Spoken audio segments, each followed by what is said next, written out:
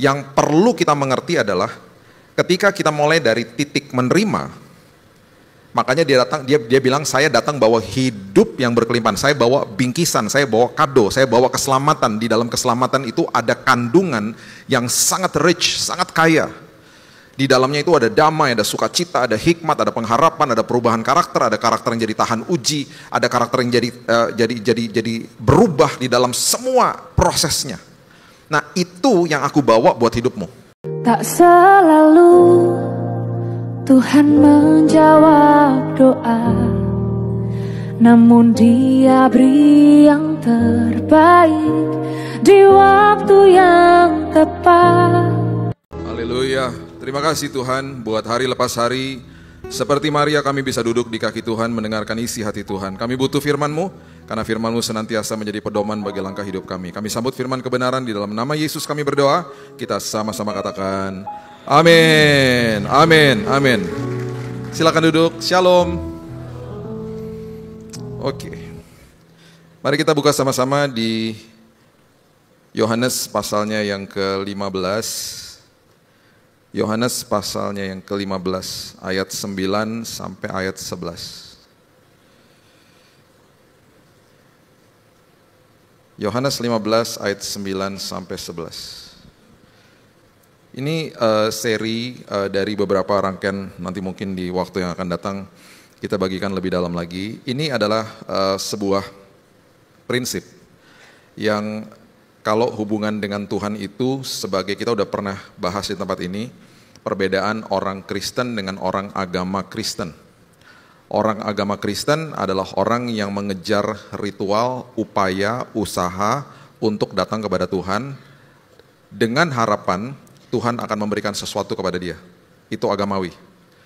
Orang Kristen itu adalah pengikut Kristus. Dia akan kejar penyertaan Tuhan, pengalaman Tuhan selagi dia menunggu jawaban doa. Oke? Itu dasarnya dulu, kita harus paham dulu tentang itu. Berarti ketika masuk ke dalam sebuah hubungan dengan Tuhan, ketika kita mulai dari titik memberi kepada Tuhan, kita stres. Pasti stres. Karena Yesus gak pernah ngajarin begitu. Ketika masuk ke dalam hubungan dengan Tuhan, kalau kita mengikuti ajaran Farisi, ajaran-ajaran Taurat, kita akan mulai dengan upaya. Jadi titik hubungan dengan Tuhan dimulai dari titik memberi kepada Dia. Salah. Datang kepada Tuhan, vertikal kepada Tuhan, itu harus dimulai dari titik menerima. Menerima. Karena itu yang Alkitab ajarkan, itu yang Yesus ajarkan berkali-kali. Jadi sikap hati kita itu menerima Dia. Makanya namanya juga menerima Yesus sebagai juru selamat. Itu dikatakan begitu. Jadi yang perlu kita mengerti adalah ketika kita mulai dari titik menerima, makanya dia bilang saya datang bawa hidup yang berkelimpahan. Saya bawa bingkisan, saya bawa kado, saya bawa keselamatan. Di dalam keselamatan itu ada kandungan yang sangat rich, sangat kaya.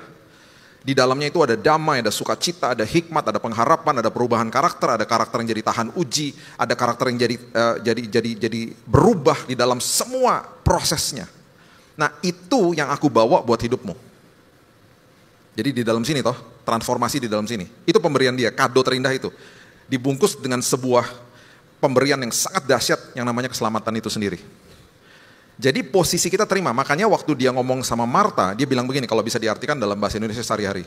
Ngapain sih pelayanan-pelayanan, duduk dulu seperti Maria, terima dulu dari saya, baru kamu bisa memberikan kepada saya.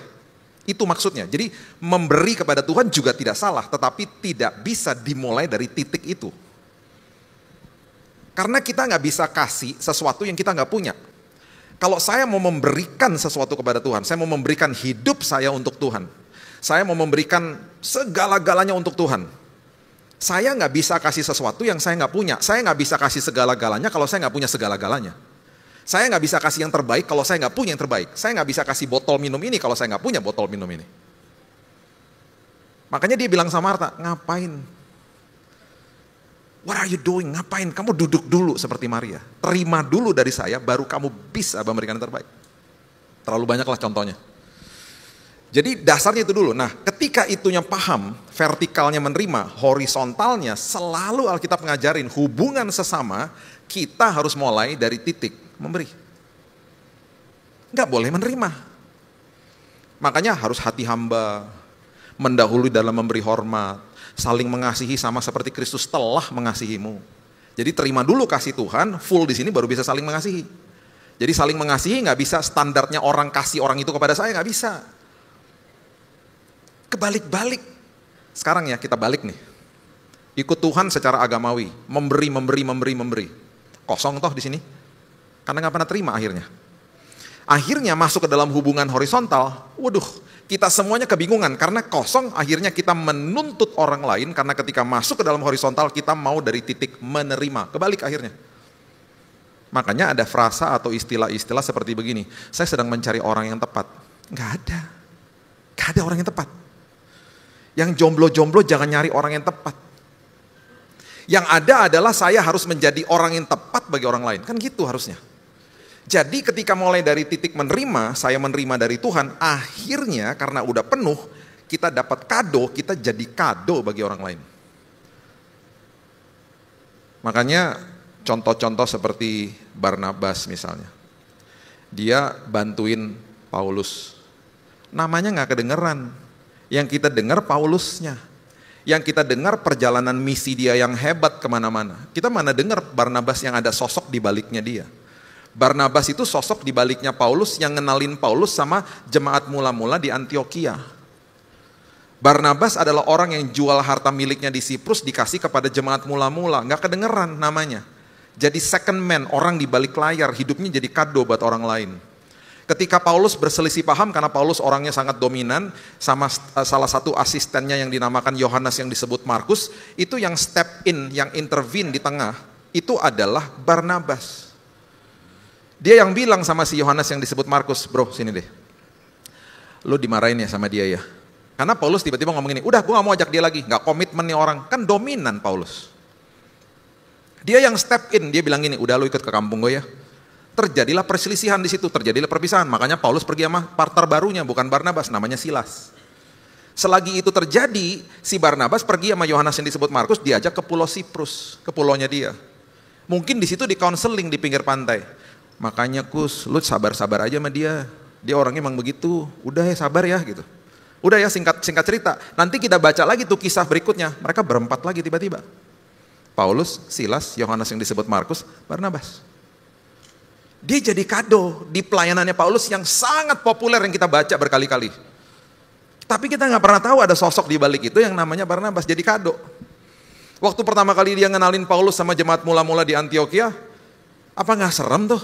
Jemaat mula-mula tuh markasnya kan ada di Antioquia ya. Antioquia itu seperti Kelapa Gading. Ada yang tinggal di Kelapa Gading nggak? Ada ya, cuman nggak mau angkat tangan. Oh ada tuh. Kelapa Gading itu ada 167 pintu gereja. Gereja terbanyak per kapita di Indonesia. Menurut data terakhir. Ada 400 ibadah di situ dari pagi sampai malam. Dulu salah satu bapak rohani saya, Pak Royandi Hutaswet bilang gini, Bill kalau kamu satu hari mau buka gereja jangan buka di Kelapa Gading, kamu kriminal rohani. Udah kebanyakan gereja di situ. Jadi Bapak Ibu kalau belum punya uang untuk ke Holy Land, ke Kelapa Gading aja itu juga Holy Land. Karena gereja banyak banget. Makanya di sana makanan agak asin karena garam kumpul sama garam. Yang ketawa ngerti firman, yang gak ketawa maksudnya apa sih? Garam ketemu garam. Makanya di sana agak-agak silau karena kalau masuk ke mall banyak terang kumpul sama terang. Yang ketawa ngerti firman, yang makin bingung, dia khotbahin apa sih? Makanya lu baca firman,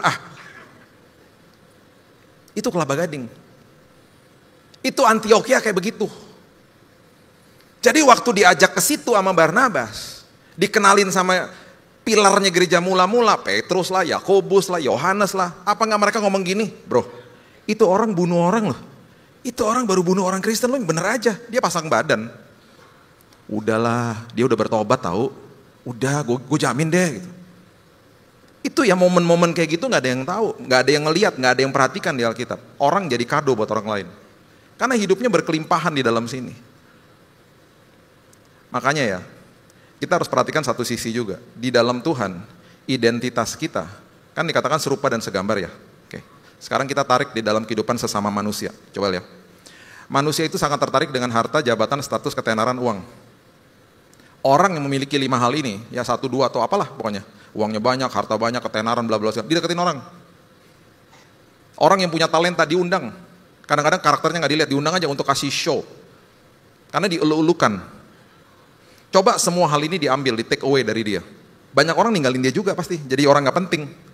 Makanya ada orang namanya kelompok marginal. Yang kita anggap di dalam penglihatan kita, lu nggak bisa kasih apa-apa sama gue. Makanya gue nggak ada kepentingan sama lu. Makanya orang kalau dibukain pintu di dalam mall, sama orang dibukain pintu greeter di dalam gereja, beda kan? Kita masuk ke dalam gereja, ada greeter di pintu, shalom, kita juga ikutan shalom. Coba masuk ke mall, dibukain pintu sama satpam. Selamat datang, kita diam aja nyelonong. Ini orang lainnya bukan jemaat PRJ ya, saya lagi curhat. Jangan sensi deh. Bener gak? Karena kita nggak anggap, lu mau kasih apa sama gue? Lu nggak kenal juga sama lu. Padahal dia bukan pintu buat kita. Petugas toilet coba. Kita keluar dari toilet, dia bilang terima kasih. Saya juga suka menggelitik saya nih, gue baru ngotorin toilet, lu bilang terima kasih. Makasih. Seolah lagi datang lagi ya, kotorin lagi ya, gitu-gitu. Berapa banyak di antara kita yang stop dan bilang ini, makasih ya mas. Kalau nggak ada mas, nggak bersih toiletnya. Kalau nggak ada mas, nggak ada yang bukain pintu buat saya di mall. Makanya ya, semua ketika di strip down, nggak ada nih di antara kita. Orang ninggalin, cuman segelintir orang yang sayang sama kita, yang mungkin masih tetap sama kita. Makanya circle kita makin deket, makin dikit kan orangnya. Yang benar-benar sayang sama kita tanpa kondisi. Saya mau beritahu ini kepada kita. Kita nggak mau punya apa-apa kayak. Kita mau bahkan kita ada di lumpur dosa pun. Apapun bentuknya kita. Harga kita di mata Tuhan sangat mahal. Sangat mahal. Itu saudara dan saya. Jadi mau saudara ditinggalin orang kayak, mau saudara nggak dianggap kayak, mau saudara rasa sendiri kayak, engkau sangat berharga di mata Tuhan. Segitu hebatnya engkau, sampai dia mati buat hidupmu. Engkau belum lahir, engkau belum punya kesempatan untuk mengasihi dia, Tuhan udah mati buatmu. Itu Yesus. Makanya segambar dan serupa itu indah. Nah itu kan semua pemberian. Itu kan semuanya gift dari Tuhan. Terus kita nggak pernah belajar terima. Oh banyak banget, banyak tersirat di Alkitab dan juga ditulis di Alkitab. Tertulis dan tersirat, luar biasa semuanya. Orang yang paling intim di perjanjian baru, orang-orang berdosa. Orang-orang yang paling sering konflik sama Yesus siapa? Orang agamawi. Karena dia lagi ngasih tahu, kalau ngajar orang, kalau kamu dekat sama orang, ajarin orang terima kasih saya. Makanya Yohanes 15 bilang begini, ayat 9. Seperti Bapa telah mengasihi aku, demikianlah juga aku telah mengasihi kamu. Tinggallah, ini penting banget. Penting banget. Tinggallah di dalam kasihku. Stay in my love. Ini sering banget cuma dibaca begitu aja. Tinggal di dalam kasihku tuh bahasa aslinya bahasa Yunani very detail ya, sangat detail bahasanya. Jadi saya suka banget lihat bahasa Yunani karena detail banget bahasa Yunani. Salah satunya yang buat saya merinding tuh kata molops. Ketika Alkitab menggambarkan tentang bilur-bilur Yesus. Ditulis di Petrus bilur-bilur, bahasa aslinya molops. Satu-satunya kata Yunani molops itu hanya di ayat itu. Dia lagi ngasih tahu sama kita, oh bukan bilur-bilur maksudnya. Itu gambaran aja. Tapi aslinya letterlucknya. Kalau dibilang bilur-bilur berarti masih ada sisa daging. Berarti ada sayatan ada sisa daging. Kalau dibilang molops, itu artinya singular. Satu stripe. Satu bilur. Artinya apa? Tubuhnya Yesus belakangnya hancur total. Gak ada daging pun tersisa. Itu maksudnya. Jadi bahasa Yunani itu menjelaskan Alkitab dengan sangat detail. It brings the word to alive. Memberikan gambaran bobot tentang arti daripada kata itu. Nah kata tinggal itu artinya meno. Meno itu artinya begini. Saya udah sayang sama kamu, udah ya. Seolah-olah tuh Tuhan pegang pundak kita gini. Nah udah, jangan kemana-mana. Kamu tahu gak saya sayang sama kamu? Tuh kayak gitu tuh. Kamu mau buat apa kek? Kamu mau seperti apa kek? Kamu tetap aku sayang. Itu ya postur kita, postur rohani kita kalau bangun pagi kita sadar sama kebaikan dan kasihnya Tuhan kepada kita. Itu aja, mulai dari itu aja setiap hari. Merdeka kita. Kita lama-lama makin sadar, iya ya ketika dia katakan selesai berarti tidak ada lagi kutukan, tidak ada lagi penghakiman, tidak ada lagi tuduhan, tidak ada lagi kutuk keturunan. Beres sudah semuanya. Bahkan nanti ketika di pengadilan terakhir saya akan berdiri di pengadilan Kristus namanya. Orang yang tidak percaya berdiri di pengadilan putih yang besar. Tahtanya aja beda. Kita semuanya berdiri di situ akan dihakimi, betul. Bukan dihakimi berdasarkan keselamatan yang akan kita terima, bukan. Dihakimi berdasarkan perbuatan kita untuk menentukan upahnya. Keselamatannya dijamin. Karena keselamatan bukan pakai upaya kita, pakai iman yang kita berikan kepada Tuhan. Jadi makanya dia bilang, stay in my love. Aku tuh sayang banget sama kamu. Nah, yang namanya tinggal di dalam kasih. Kasih itu adalah salah satu bagian daripada buah roh. Betul ya? Sekarang kita buka dulu Galatia 5 ayat 22. Galatia 5 ayat 22 sampai 23. Buah roh ada 9 ya. By the way namanya buah roh, bukan buah-buah roh. Kalau di sekolah minggu diajarinnya, anak-anak ini buah-buah roh, bukan buah roh. Kalau satunya nggak ada berarti buahnya rusak, cuma satu. Di dalam satu itu ada semuanya. Buah roh. Jadi harus utuh. Dikatakan begini, buah roh ialah, oke, ini Paulus menulis kepada jemaat di Galatia. Kemudian semua ayat yang kita baca tadi Yohanes dan kemudian nanti ada lagi di Filipi dan lain sebagainya, itu semuanya nyambung, oke? Perhatikan ini baik-baik. Buah roh dimulai dari kata atau kalimat atau kata yang namanya kasih, betul ya? Kemudian habis kasih apa? Sukacita. Habis sukacita apa? Damai sejahtera ya. Habis itu ada kesabaran, kemurahan, kebaikan, kesetiaan, kelemah lembutan, penguasaan diri. Nah, 3 hal yang pertama, ya, kita lihat ya 3 hal yang pertama. Itu semuanya ada kaitannya. Dan ada urutannya, gak sembarangan ditulis. Pewahyuan yang roh Tuhan berikan kepada penulis-penulis di Alkitab, itu semuanya nyambung, karena memang yang menulis Alkitab cuma satu, yaitu Tuhan sebenarnya. Mereka ini hanya membantu menulis isi hati Tuhan. Jadi semuanya makanya nyambung, korelasinya luar biasa. 1500 tahun ditulis oleh orang yang berbeda-beda, di dalam kultur yang berbeda-beda, di dalam bahasa dan juga background yang berbeda-beda, semuanya nyambung. Itu Alkitab. Ya, kasih, sukacita, damai sejahtera. Oke? Kemudian seterusnya itu adalah perbuatan kita, sabar, murah hati, kebaikan, kesetiaan, kelemah lembutan, penguasaan diri. Nah, kalau kita disuruh begini, oke, ayo hidup, kamu harus sabar, kamu harus murah hati, kamu harus baik, setia, lemah lembut, penguasaan diri. Oh, susah. Karena kita mulai dari titik memberi. Gagal lah pasti. Gagal. Makanya titiknya buah roh itu dimulai dari apa? Kasih, kemudian ada sukacita, ada damai sejahtera. Oke.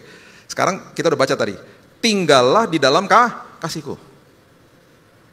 Buah roh ya, berarti kasih itu letaknya di dalam roh manusia.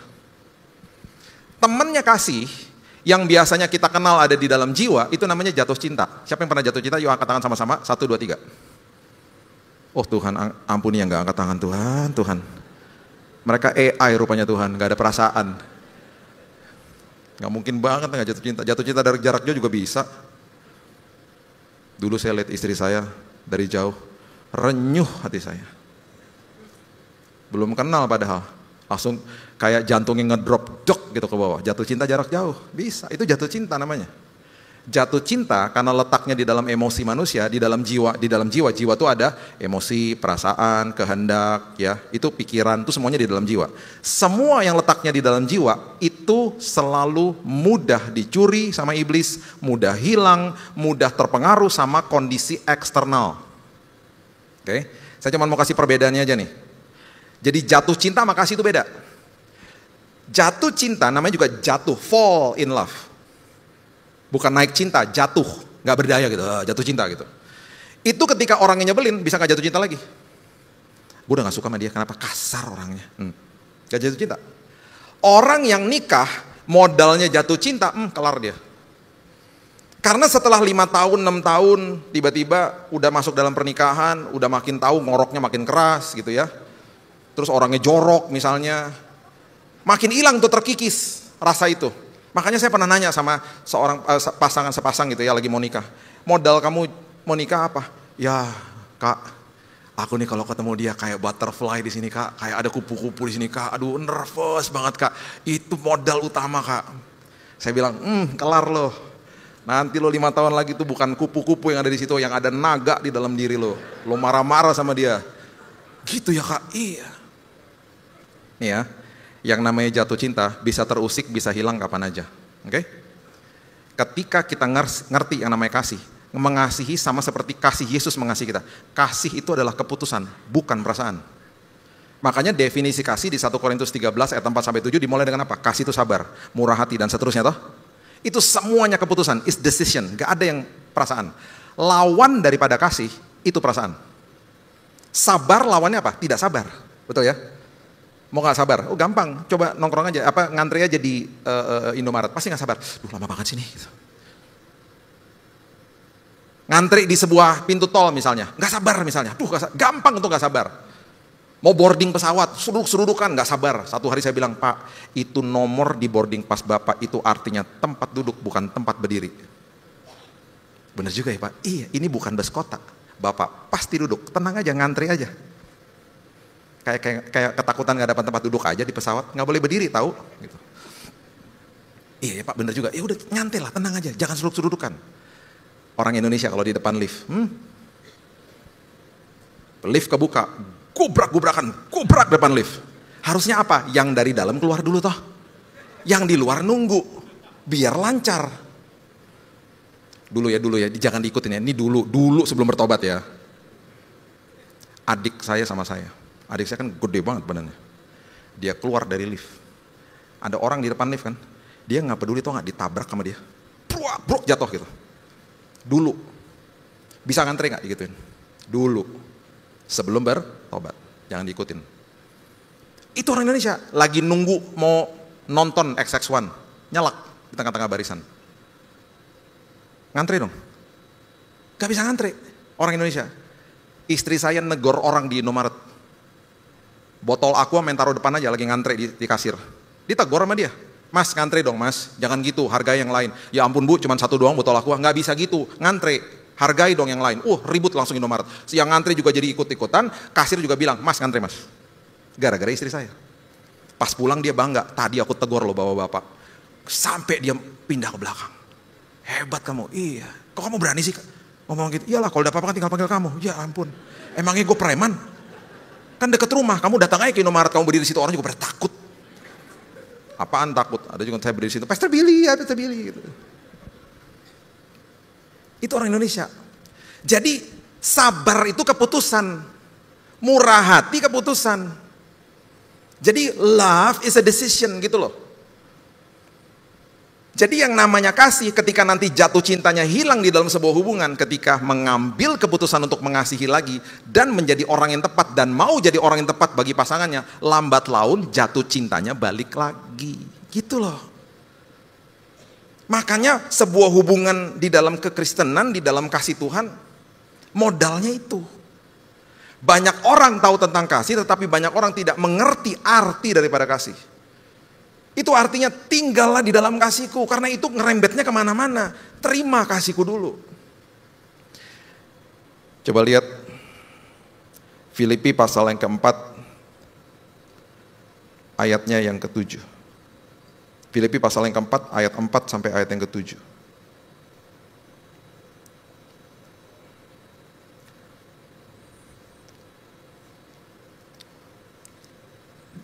Sorry, sebelum itu kita habisin dulu. Tadi saya belum selesai ini ya.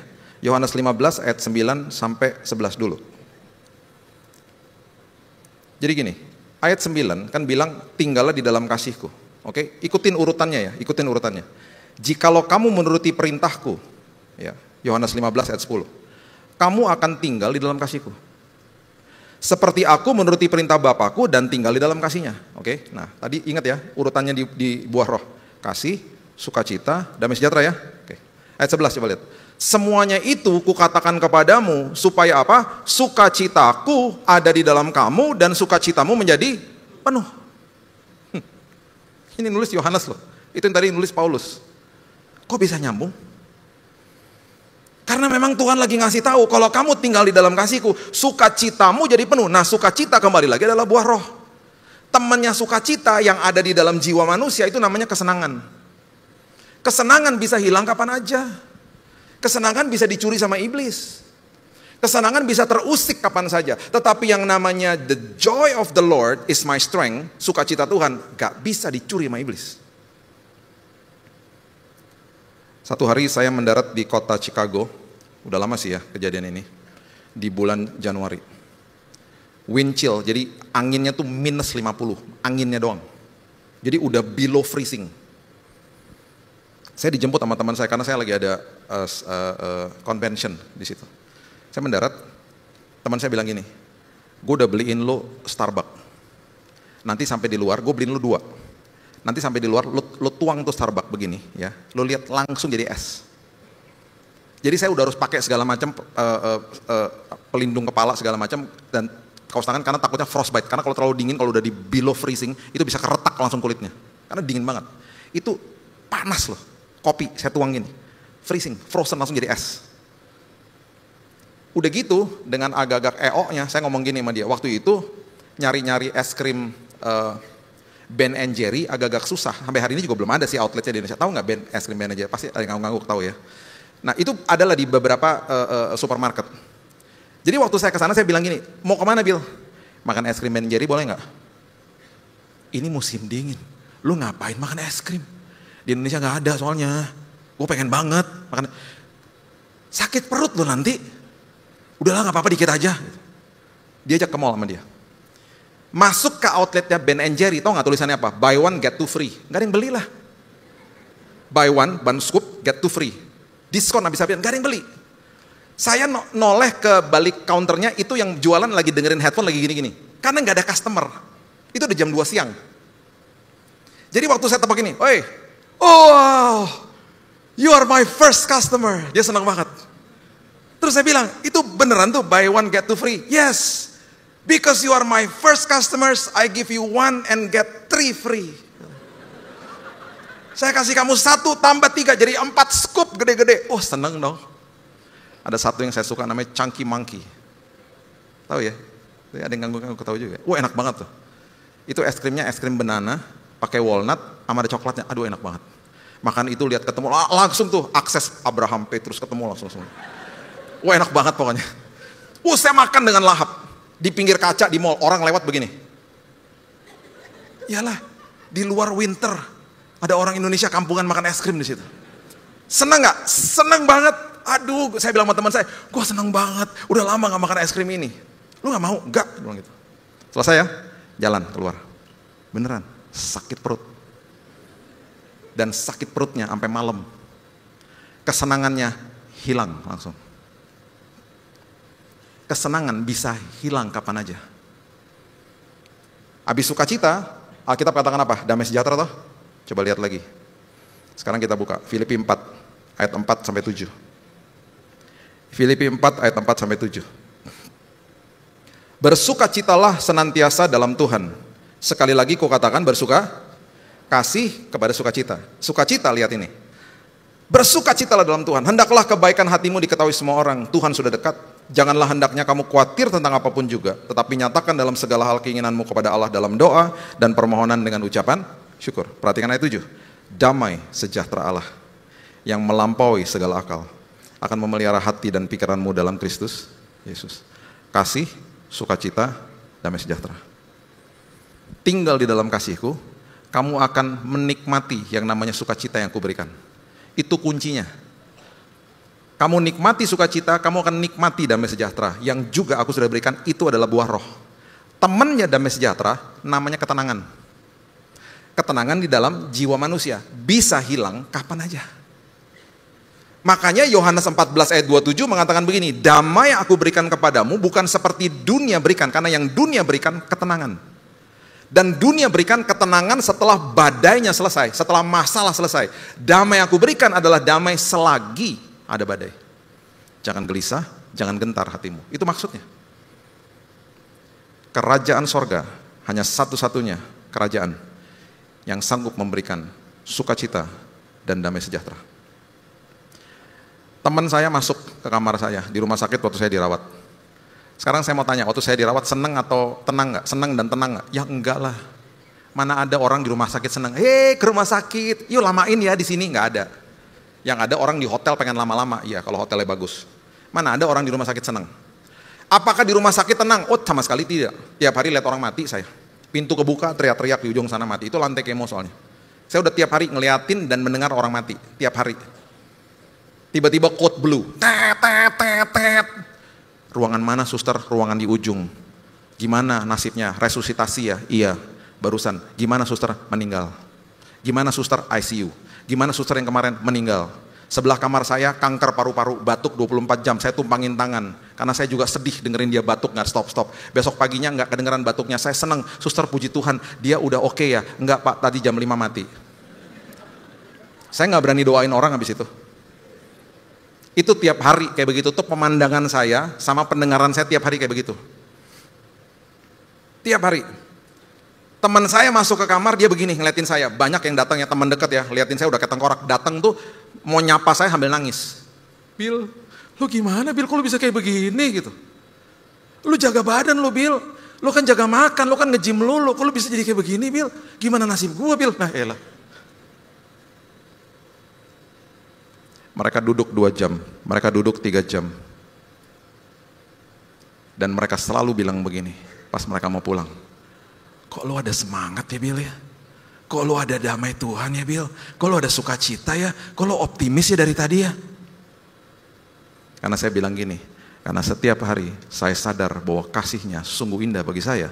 Sehingga yang namanya sukacita, yang namanya damai sejahtera meluap-luap dari hidup saya. Dan itu kan bukan pakai upaya saya. Makanya tinggal di dalam kasih-Nya tuh dahsyat. Hanya sekedar untuk switch paradigma tiap hari. Makasih ya Tuhan, Tuhan gak pernah murka sama saya. Jadi jangan pertanyakan Tuhan marah gak sih sama gue ya? Tuhan marah ya sama saya. Jangan pernah ngomong gitu lagi. Tuhan tidak murka, Tuhan tidak marah, Tuhan sayang sama kita. Titik. Udah. Jangan pernah tanya lagi, Pak ada kutuk keturunannya, Pak ada kutuk keturunan. Doain rumah saya Pak ada kutuk keturunan. Jangan ngomong gitu lagi. Gak ada kutuk keturunan. Dan kalau engkau terganggu di mana saja doakan. Ya udah pasti jangan main-main sama kuasa gelap. Pak di rumah saya doain Pak, ada kuasa gelap. Ya doain aja sendiri. Terus pas ditanya, ditanya, nyimpen apa kamu di rumah, terganggu terus, doa gak pernah beres-beres. Iya ada batu-batu dari zaman dulu, keramat, memang batu keris-keris Pak, memang ada di rumah. Ya buang kali, lu mau doa sampai kapanpun juga kayak begitu gitu. Jadi jangan main-main juga sama kuasa gelap. Nah, ketika kita mengerti ini, ya, hidup kita langsung merdeka. Karena buah roh tuh begitu memang. Nah, baru setelah itu, kita bisa melakukan ketaatan. Kalau udah tinggal di dalam kasih-Nya, ada sukacita, ada damai, beres sudah yang lain-lainnya tuh. Kita akhirnya melakukan ketaatan kita tuh effortless, mengalir semuanya udah. Jadi udah gak pakai upaya-upaya lagi, udah semuanya mengalir karena penuh hidupnya. Nah itu sebabnya, coba lihat ya, Kisah Rasul pasal yang ke-12. Saya tutup sama ini ya. Kisah Rasul pasal yang ke-12, ayat 6 sampai ayat yang ke-7 mengatakan begini. Kisah Rasul 12 ayat 6 dan 7. Pada malam sebelum Herodes hendak menghadapkannya kepada orang banyak, Petrus tidur di antara 2 prajurit, terbelenggu dengan 2 rantai. Selain itu prajurit-prajurit pengawal sedang berkawal di muka pintu. Tiba-tiba berdirilah seorang malaikat Tuhan dekat Petrus, dan cahaya bersinar dalam ruangan itu. Oke, Petrus ini baru tahu temannya Yakobus baru dipenggal kepalanya. Sama siapa? Herodes Agripa. Ada kemungkinan besok Petrus akan diperhadapkan dengan masyarakat ramai, dia pun akan dipenggal kepalanya. Dia dimasukin ke penjara. Tenang gak? Udah pasti enggak lah. Senang ya? Ya udah pasti enggak. Dibelenggu dengan 2 rantai, ada prajurit mengawal di samping kanan kirinya, dan ada prajurit di depan selnya dia. Oke. Tiba-tiba, Kisah Rasul ini yang tulis Lukas. Lukas ini dokter. Lukas kalau nulis kitabnya detail. Lukas tulis begini, tiba-tiba berdirilah seorang malaikat Tuhan dekat Petrus dan cahaya bersinar dalam ruangan itu. Kita sudah tahu biasanya kalau malaikat ingin memberikan pesan, itu biasanya dikirim Gabriel. Biasanya malaikat kalau datang itu ruangan bersinar atau kepada siapapun, manusianya terkaget-kaget. Manusianya terkejut lah, manusia kaget gitu ya. Pertama kali di dalam perserikatan kemalaikatan, malaikat hadir di depan manusia, manusianya nggak mudeng dan manusianya nggak sadar. Jadi Lukas nih nulis, Lukas kasih tahu ini cahaya udah bersinar loh di dalam ruangan itu. Dikatakan begini, malaikat itu menepuk Petrus untuk apa? Membangunkannya. Dikatakan begini, bangunlah segera maka gugurlah rantai itu dari tangan Petrus. Berarti Petrus tidur nyenyak. Besok mau dihukum mati. Sahabatnya baru dihukum mati, ketenangan pasti tidak ada, kesenangan pasti tidak ada, tetapi malam itu dia tidur nyenyak, dan di dalam sebuah sejarah di mana ada visitasi malaikat, seorang manusia tidak bangun. Kenapa? Petrus ada damai sejahtera dan ada sukacita, hidupnya tenang, walaupun ada masalah. Itu yang terjadi. Makanya ketika malaikat datang dia nggak mudeng. Saya percaya itu malaikat pasti diketawain sama teman-teman malaikat dari atas. Ya kurang sakti loh gitu. Diem loh gitu. Bayangin dia udah bersinar, manusia nggak bangun harus ditepok. Bangun. Itu sebabnya hal yang sangat sederhana. Saya dapat laporan dari teman-teman saya, dari beberapa jemaat. Pak, semenjak saya sadar bahwa saya datang kepada Tuhan itu dalam posisi menerima bukan memberi. Bahkan tinggal di dalam kasih-Nya. Saya berubah, Pak. Saya nggak jadi orang stres lagi, saya tidur nyenyak. Saya lepas pil tidur, bahkan ada yang ngomong gitu sama saya.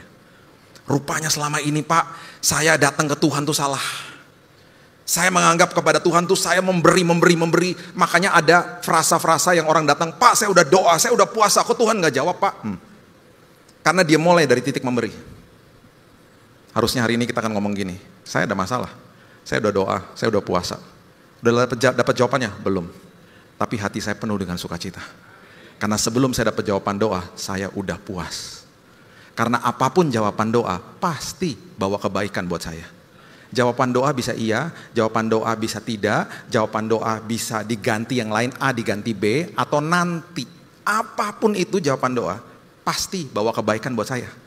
Kalau di hari saya terima dan saya gak suka, saya akan mengucap syukur aja. Karena siapa sih saya yang mau sok tahu ini?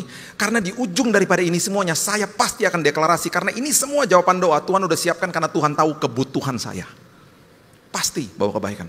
Makanya Roma 5 bilang apa? Pengharapan di dalam Kristus Yesus tidak pernah mengecewakan. Di dalam Kristus Yesus. Pengharapan di dalam Kristus Yesus yang di dalamnya kita tinggal di dalam kasih-Nya tidak akan pernah mengecewakan. Karena kita di dalam posisi yang menerima. Saya percaya hidup kita dipenuhi dengan sukacita, dipenuhi dengan damai sejahtera. Dan sekali lagi kedua hal itu tidak akan pernah bisa dicuri sama iblis. Amin. Berikan tepuk tangan kita kepada Tuhan kita. Terima kasih Bapak yang baik, kami mengucap syukur buat sore hari ini. Percaya bahwa firman Tuhan dimeteraikan dalam setiap hati kami. Hamba-Mu stop berbicara, firman Tuhan terus berkumandang dalam hati kami. Memberikan kami pewahyuan, memberikan kami rema, memberikan kami kekuatan bahkan nasihat. Terima kasih Bapak yang baik, tuntun langkah hidup kami. Kami tahu hari ini dan sampai selama-lamanya kalau kami tinggal di dalam kasih Tuhan, menerima kasih Tuhan, kami pasti Tuhan akan mengalami yang namanya sukacita dan damai sejahtera. Dan kami akan mengalami buah roh yang akan timbul dalam hidup kami. Terima kasih Bapak yang baik, meteraikan firman ini. Dan hidup kami pasti penuh dengan kemenangan. Di dalam nama Tuhan Yesus kami sudah berdoa dan mengucap syukur. Kita sama-sama katakan amin. Tuhan berkati. Tak selalu Tuhan menjawab doa, namun Dia beri yang terbaik di waktu yang tepat.